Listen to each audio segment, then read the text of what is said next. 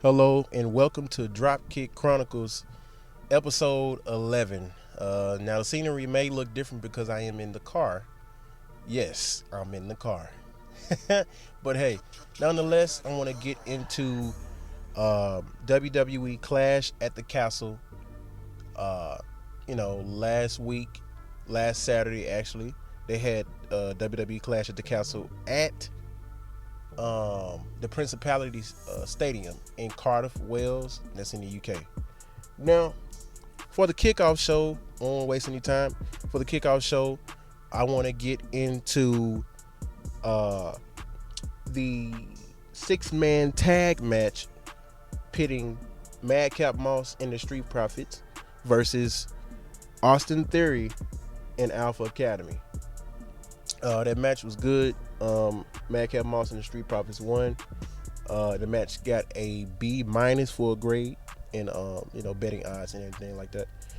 So on the main card, I want to actually get to Bianca Belair, Asuka, and Alexa Bliss versus Damage Control. Damage Control is Bayley, Io Sky, and Dakota Kai. Also, let's see, the grade got a A. Damage Control won, and this actually set up a Raw Women's Championship match between Bayley and Bianca Belair. They set that match up so that way they will have their feud, and they wouldn't, they would have a feud again because they actually had a feud not too long ago. It's like a year ago, I think, before Bayley got injured. So that set that up. It was a good match. So a lot of things happened, but Bayley and her team got the upper hand, and this was because Damage Control is a new faction now. They're a new faction, so it's not in the likeness of that. You know what I'm saying? It's not because we want to tell a story. No, they just want to tell a story of how they have a new faction. Hey, we want to push said faction into a positive way. We want to push them into a win. We want to, get momentum behind them. That way, boom, they are not, losing out. So that was a great match. Damage Control won, and now I want to move on to the Intercontinental Championship match between champion Gunther and Sheamus. The match got an A plus. Gunther retained, but it was a brutal. When I say a brutal slap fest, it was a slap fest. It was a mugging, really. Sheamus's chest looked like when you try to cook beef, or when you try to cook steak meat, and the blood comes gushing out of the meat as you're cooking it on the skillet. Pretty much, that's what his chest looked like. His chest was beat up. Now, is it is it the type of match I would want for myself? No, simply because I don't want my chest whipped into a submission. So that was a great match. Gunther retained the championship. Now we are moving on to the SmackDown Women's title with Liv Morgan and Shayna Baszler.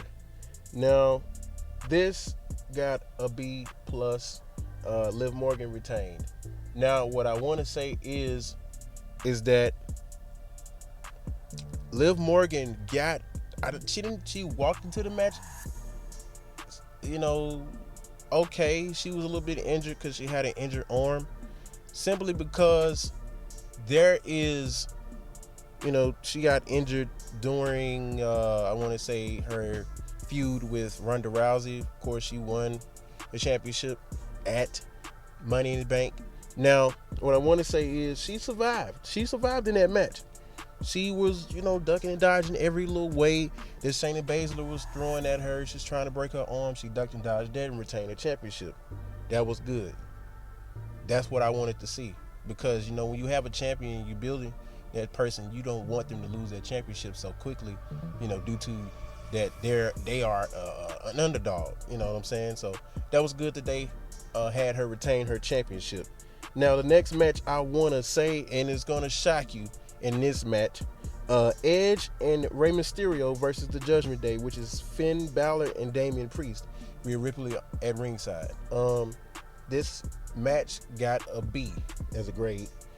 So during that match, it was good. It was high paced.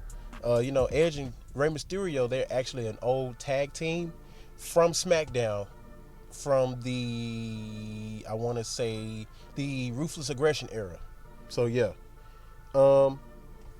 Edge and Mysterio won. Dominic, however, didn't he? Originally Dominic wanted to face the Judgment Day with his father. He wanted to, face them with his father. He wanted to, be in a tag team. He wanted to be in a tag team with his father because, Ray and Dominic, they are the first father and son tag team to win a tag team title. So, he loves his father. But, his father chose Edge, and, his father's like, man, I need a Hall of Famer. I need a legend with me in the ring so we can win this match and do away with the Judgment Day. So Dominic, Edge, they won the match and stuff like that. Yeah. And Dominic's just looking on, which seemed like at first he was okay, but he's looking on, and he not only sees him, he sees his father, so he kicks Edge in the crotch. He kicks Edge in the crotch. There is a rift in the crowd. The crowd's like, whoa, why did he just do that? So, of course, and then he clotheslined his father. Leaves the ring, and the Judgment Day are laughing at the two. Hey, man, he just wanted to be included. That's all. So, that's the end of that. This next match I want to say was a great match. It was a great build up. It was great storytelling. It wasn't, so far as, okay, this is what we want to do. This is what we want to, Triple H, since Triple H took over, he literally has shedded some light on outside of doing things PG. He really shedded some light on that, and I'm glad he did. I'm glad he shedded some light on that. So Seth Rollins versus Matt Riddle, man, was a slobber knocker, as JR would say. It got a B+. Seth Rollins won the match, but Rollins got the best of Riddle because, he was able to feed upon Riddle's emotions, and he succeeded in doing so. So you cannot, in a match like that, he talked about the man's ex-wife or what have you. You cannot, do that. You can't talk about a man's wife. You can't, and not be expected to be dealt with. You can't do that. So pretty much what he did was he incited a riot in Riddle. Rollins stomped Riddle because Riddle was trying to get him with a chair. He stomped it when Riddle's head was under the last ring rope, and then that got him down, and then he did another stomp from the second rope, and then he got the pin for the 3. Man, that was an emotional roller coaster of a match. But I want to move on to the last match, and this match was something else. Wow.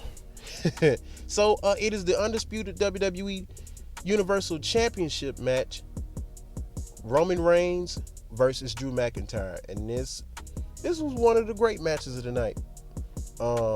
Next to all the other ones, it was one of the great matches of the night. It got a grade as a B+. Now, this is sweet. This is bittersweet because Drew McIntyre's old entrance from the very last time he was in WWE, like 2009, 2010, 2011, kind of like, he has the Broken Dreams intro. That's good. Then his regular intro hits. Okay, Roman Reigns comes out, all the pyro and stuff like that. Okay, so the big highlight of the match, Karrion Kross, who wants to face Roman Reigns next, distracts Drew. And, Roman Reigns, of course, capitalizes, beats Drew up. So the match saw Roman Reigns have most of the momentum before Drew made a comeback, of course. Then Drew hit Reigns with a Claymore to finish him off. Drew goes to pin Roman. I'm sorry. He goes to pin Roman, and the ref is removed from the ring.